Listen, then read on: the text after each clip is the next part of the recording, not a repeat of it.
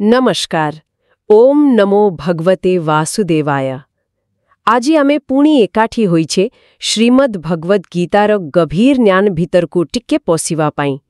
आउ आज आमे खास करी द्वितीय अध्याय माने सांख्य योग्र 25 नंबर श्लोक विषय कथा हेबा।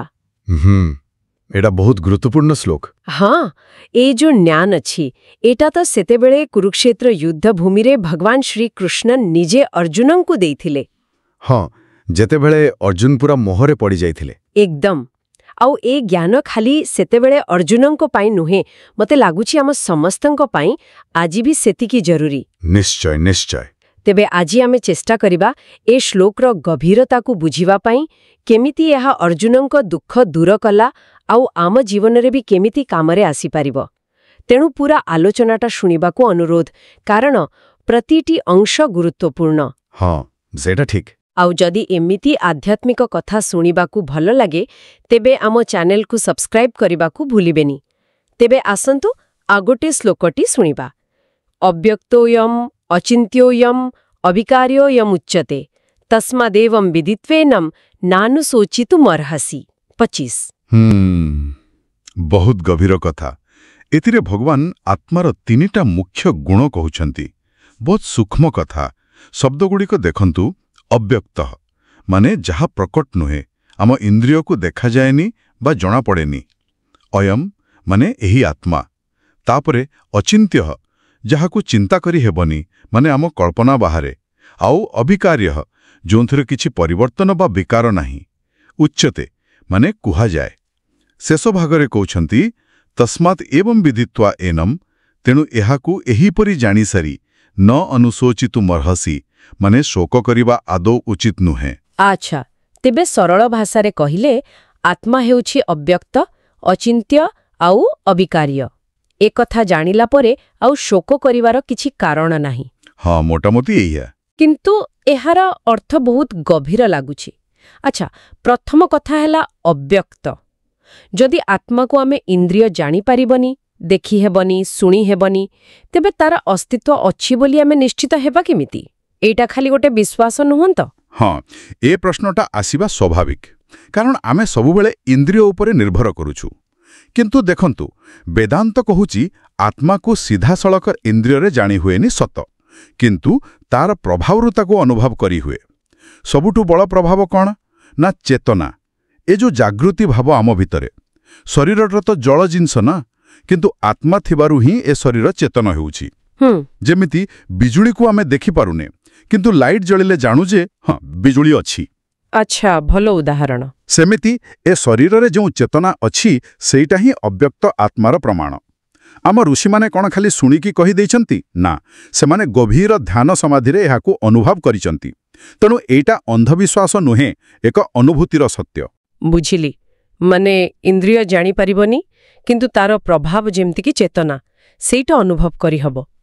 अच्छा, एइटा पुणी अचिन्त्य सहित केमिति जोड़ा? जदि आम मन ताकू चिंता करि पारुनी, कल्पना करि पारुनी, तेबे ता विषय रे एते आलोचना, एते शास्त्र पढ़िबार माने कौन? से अचिन्त्य जिनिसकू जाने पाइबो केमती? हाँ, एइटा भी गोटे बड़ कथा। अचिन्त्य माने नुहे जे आमे आदौ चिंता करिबा नाही। एहार अर्थ हैला आमर जो सीमित बुद्धि अछि, जो मन अछि, सेथिरे आत्मार पूरा स्वरूपटाकू धरि हेबनी। आम मन केमिति काम करे, स्थान काल वस्तु भितरे रहिकी काम करे, किंतु आत्मा ए सबु सीमार बाहरे। तेणु शास्त्र आलोचना, तर्क ए सबु आमकू बाट देखै पारे, आम बुद्धि को टिके तीक्ष्ण करि पारे, किंतु आत्मार प्रकृत ज्ञान खाली बुद्धि रे आसीबनी। सेटा आसीबो गभीर ध्यान, निधिध्यासन, आउ शेषरे आसीबो आत्मसाक्षात्कार, माने सीधा अनुभूति। अच्छा, कठोपनिषद रे कहूची ना, नायामात्मा प्रवचने न लभ्य न मेधया न बहुना श्रुतेन। एमती खाली शुणिले बा बुद्धि लगेले हबनी। जिए योग्य हुए, आत्मा निजे ता पाखरे प्रकट हुए। एक भिन्न धरणर ज्ञान सेटा, पूरा भितरर अनुभव। बुझिली। तेबे ए हेला इंद्रियर परे अव्यक्त, मन बुद्धि रे भी परे अचिन्त्य। अच्छा, एइटा कोन स्थिर रहे ना एथिरे भी किछि बदल हुए? कारण आमे तो चारिआडे देखुछे सबु बदलुछि, ଶରୀର ବଦଳୁଛି, ମନ ବଦଳୁଛି, ସମୟ ସାଙ୍ଗେ ସବୁ ବଦଳୁଛି। ତ ଏ ପରିବର୍ତ୍ତନ ଭିତରେ ଗୋଟେ ସ୍ଥିର ଅପରିବର୍ତ୍ତନୀୟ ଜିନିଷ କେମିତି ରହିପାରିବ? ହଁ, ଏ ପ୍ରଶ୍ନ ଆମକୁ ସିଧା ଶ୍ଲୋକର ତୃତୀୟ ବିଶେଷତା ପାଖକୁ ନେଇଯାଉଛି, ଅବିକାର୍ୟଃ, ମାନେ ଯେଉଁଥିରେ କୌଣସି ବିକାର ବା ପରିବର୍ତ୍ତନ ନାହିଁ। ଦେଖନ୍ତୁ, ସାଧାରଣତଃ ଦୁନିଆର ସବୁ ଜିନିଷ 6ଟା ଅବସ୍ଥା ଦେଇଯାଏ। କ'ଣ କ'ଣ? ଜନ୍ମ ହୁଏ, ଜାୟତେ, କିଛି ସମୟ ରହେ, ଅସ୍ତି, ବଢ଼େ, ବର୍ଦ୍ଧତେ, ବଦଳେ, ବିପରିଣମତେ, କ୍ଷୟ ହୁଏ, ଅପକ୍ଷୀୟତେ, ଆଉ ଶେଷରେ ନଷ୍ଟ ହୁଏ, ବିନଶ୍ୟତି। ହଁ, ଏଇଟା ତ ସବୁ ପାଇଁ ସତ। କିନ୍ତୁ ଭଗବାନ କହୁଛନ୍ତି ଆତ୍ମା ଏ ସବୁ ବିକାରରୁ ମୁକ୍ତ। ତାର ଜନ୍ମ ନାହିଁ, ମୃତ୍ୟୁ ନାହିଁ, ସେ ଶାଶ୍ୱତ, ସବୁବେଳେ ଗୋଟିଏ ରୂପରେ, ଅଜନ୍ମା, ଅମର। କିନ୍ତୁ ଯଦି ଏହା ପୂରାପୂରି ଅପରିବର୍ତ୍ତନୀୟ ଆଉ ଶରୀର ବା ଦୁନିଆର କୌଣସି ଘଟଣା ତାକୁ ଛୁଏଁନି, ତେବେ ଏ ସଂସାରରେ ଆମେ ଯେଉଁ କାମ କରୁଛୁ, ଆମର ଭଲ ମନ୍ଦ, ନୈତିକତା, ଏସବୁରୁ କିଛି ମୂଲ୍ୟ ଅଛି କି? ମାନେ ଏଇ ଅପରିବର୍ତ୍ତନୀୟ ଆତ୍ମାଟା ଏଇ ପରିବର୍ତ୍ତନଶୀଳ ଶରୀର ଭିତରେ ରହି କେମିତି କାମ କରୁଛି? ବହୁତ ଗଭୀର ପ୍ରଶ୍ନ। ଏଇଟା ସିଧା କର୍ମଯୋଗର ମୂଳ କଥା ସହ ଯୋଡ଼ା। ଦେଖନ୍ତୁ, ଅବିକାରୀ ହେବାର ମାନେ ନୁହେଁ ଯେ ଆତ୍ମା ପୁରା ନିଷ୍କ୍ରିୟ ହୋଇ ବସିଛି। ଆତ୍ମା ହେଉଛି ଚେତନାର ଉତ୍ସ। ତାର ଉପସ୍ଥିତି ଯୋଗୁଁ ହିଁ ମନ, ବୁଦ୍ଧି, ଶରୀର ସବୁ ଚାଲୁଛି। କିନ୍ତୁ ଆତ୍ମା ନିଜେ ସେ କାମରେ ବା ତା ଫଳରେ ଲିପ୍ତ ହେଉନି। ଆଚ୍ଛା। ହଁ, ଯେମିତି ସୂର୍ଯ୍ୟ, ସେ ତ ସାରା ଦୁନିଆକୁ ଆଲୁଅ ଦେଉଛି, ସବୁ କାମ ତା ଆଲୁଅରେ ହେଉଛି। କିନ୍ତୁ ସୂର୍ଯ୍ୟ କ'ଣ ସେ କାମରେ ଭାଗ ନେଉଛି? ନା, ସେ ନିଜ ଜାଗାରେ ଅଛି। ଠିକ୍ କଥା। ସେମିତି ଗୀତା ଆମକୁ କହୁଛି କାମ କରିବାକୁ ପଡ଼ିବ, ସେଇଟା ଆମର କର୍ତ୍ତବ୍ୟ। କିନ୍ତୁ ଫଳ ପାଇଁ ଆଶା ନ ରଖି ଆଉ ନିଜକୁ କର୍ତ୍ତା ନ ଭାବି ଗୋଟେ ସାକ୍ଷୀ ଭାବରେ କାମ କରିବା କଥା। ଯେତେବେଳେ ଆମେ ଜାଣିବା ଯେ ଆମର ପ୍ରକୃତ ସ୍ୱରୂପ ଅବିକାରୀ, ସେତେବେଳେ ଆମେ ନିଷ୍କାମ କର୍ମ କରିପାରିବା। ଫଳ ଯାହା ବି ହଉ, ଆମର କିଛି ଯାଏ ଆସେ ନାହିଁ, ଆମେ ତ ସେମିତି ଅଛେ। ଓହୋ, ଏଟା ହିଁ ତ ଶଙ୍କରାଚାର୍ଯ୍ୟ କହିଥିଲେ ବ୍ରହ୍ମ ସତ୍ୟମ୍ ଜଗନ୍ମିଥ୍ୟା। ମାନେ ଏଇ ବଦଳୁଥିବା ଦୁନିଆ ପଛରେ ଯୋଉ ସବୁବେଳେ ନ ବଦଳିବା ସତ୍ୟ ଅଛି, ତାକୁ ଚିହ୍ନିବା। ହଁ, ତେବେ ଏସବୁ କଥାକୁ ଯଦି ଆମେ ପୁଣି କୁରୁକ୍ଷେତ୍ରକୁ ନେଇଯିବା, କୃଷ୍ଣ ମୋଟାମୋଟି ଅର୍ଜୁନଙ୍କୁ ଏଇଆ କହୁଛନ୍ତି କି ଯେ ତୁ ଯୋଉ ଭୀଷ୍ମ, ଦ୍ରୋଣ ଭାଇମାନଙ୍କ କଥା ଭାବି କାନ୍ଦୁଛୁ, ସେମାନଙ୍କର ପ୍ରକୃତ ସ୍ୱରୂପ ଯୋଉ ଆତ୍ମା, ସେଇଟା ତ ଅବ୍ୟକ୍ତ, ଅଚିନ୍ତ୍ୟ ଆଉ ଅବିକାରୀ। ଯୁଦ୍ଧଟା ଖାଲି ସେମାନଙ୍କର ଶରୀରକୁ ନଷ୍ଟ କରିବ, ସେମାନଙ୍କୁ ନୁହେଁ। ତେଣୁ ତୋର ଶୋକଟା ଭୁଲ, ଏଇଟା ହିଁ ମୂଳ କଥା। ଏକଦମ ଠିକ୍ ଧରିଛନ୍ତି। ଭଗବାନ ସିଧା ଅର୍ଜୁନଙ୍କ ଶୋକର ମୂଳ କାରଣ ଉପରେ ଆଘାତ କରୁଛନ୍ତି। ଅର୍ଜୁନଙ୍କ ସମସ୍ୟା କ'ଣ ଥିଲା? ନା ସେ ଶରୀରକୁ ହିଁ ନିଜେ ଭାବୁଥିଲେ, ଶରୀରକୁ ହିଁ ମୁଁ, ମୋର ବୋଲି ଧରି ନେଇଥିଲେ। କୃଷ୍ଣ ଏଇ ଶ୍ଲୋକରେ ସେଇ ଭୁଲ ଧାରଣାଟାକୁ କାଟି ଦେଉଛନ୍ତି। ଯୋଉଟା ଅବ୍ୟକ୍ତ, ସେ ଇନ୍ଦ୍ରିୟର ସୁଖ ଦୁଃଖ କେମିତି ଭୋଗିବ, ଯୋଉଟା ଅଚିନ୍ତ୍ୟ, ସେ ମନର କଷ୍ଟରେ କେମିତି ପଡ଼ିବ, ଆଉ ଯୋଉଟା ଅଭିକାରୀ, ସେ ଜନ୍ମ ମୃତ୍ୟୁ ଭଳି ପରିବର୍ତ୍ତନରେ କେମିତି ବଦଳିବ। ଠିକ୍। ଏ ତିନିଟା କଥା ଯଦି ଭଲ ଭାବେ ବୁଝି ହେଇଯାଏ, ତେବେ ଶୋକ ପାଇଁ ଆଉ ଜାଗା ରହିବନି। ମନେ ପକାନ୍ତୁ, ମହାଭାରତରେ ଦ୍ରୌପଦୀଙ୍କ ବସ୍ତ୍ରହରଣ ବେଳାର କଥା। ଏତେ ବଡ଼ ଶାରୀରିକ ଅପମାନ ଭିତରେ ବି ତାଙ୍କ ଭିତରେ ଯୋଉ ଶକ୍ତି ଥିଲା, ସେଇଟା ଏଇ ଆତ୍ମଜ୍ଞାନରୁ ହିଁ ଆସିଥିଲା ବୋଧେ, ଯେ ତାଙ୍କର ପ୍ରକୃତ ସତ୍ତାକୁ କେହି ଛୁଇଁ ପାରିବେନି।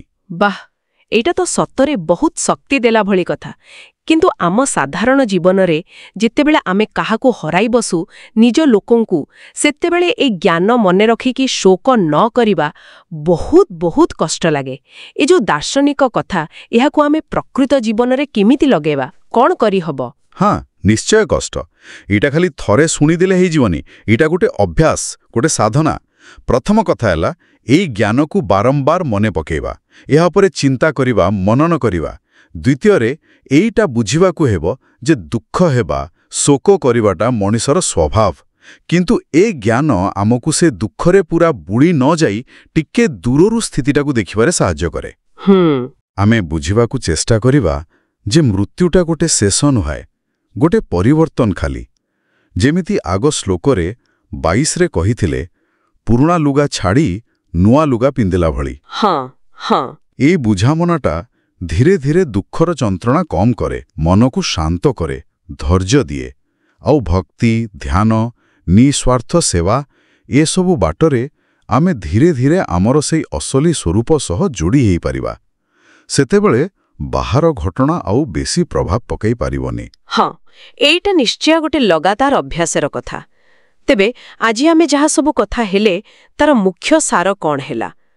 ସାର ହେଲା ଆତ୍ମା ଆମର ଇନ୍ଦ୍ରିୟ ମନ ବୁଦ୍ଧିର ପହଞ୍ଚ ବାହାରେ ଅବ୍ୟକ୍ତ ଅଚିନ୍ତ୍ୟ ଆଉ ସବୁଠୁ ବଡ଼ କଥା ଏଇଟା ସବୁବେଳେ ସମାନ କେବେ ବଦଳେନି ଅଭିକାର୍ଯ୍ୟ।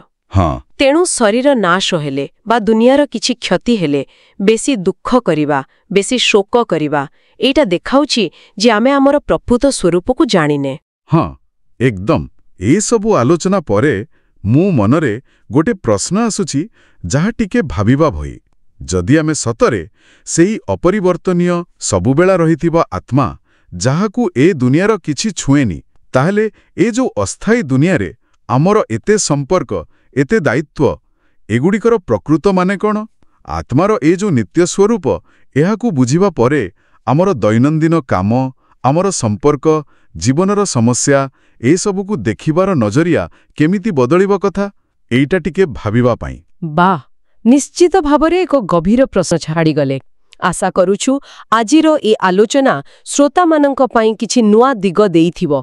ଯଦି ଏ ଆଲୋଚନା ଭଲ ଲାଗିଲା ତେବେ ଅନୁଗ୍ରହ କରି ଏହାକୁ ଲାଇକ୍ କରନ୍ତୁ ଆଉ ଅନ୍ୟମାନଙ୍କ ସହ ବି ବାଣ୍ଟନ୍ତୁ। ହଁ ଯେମିତି ଏ ଜ୍ଞାନ ସମସ୍ତଙ୍କ ପାଖରେ ପହଞ୍ଚିବ।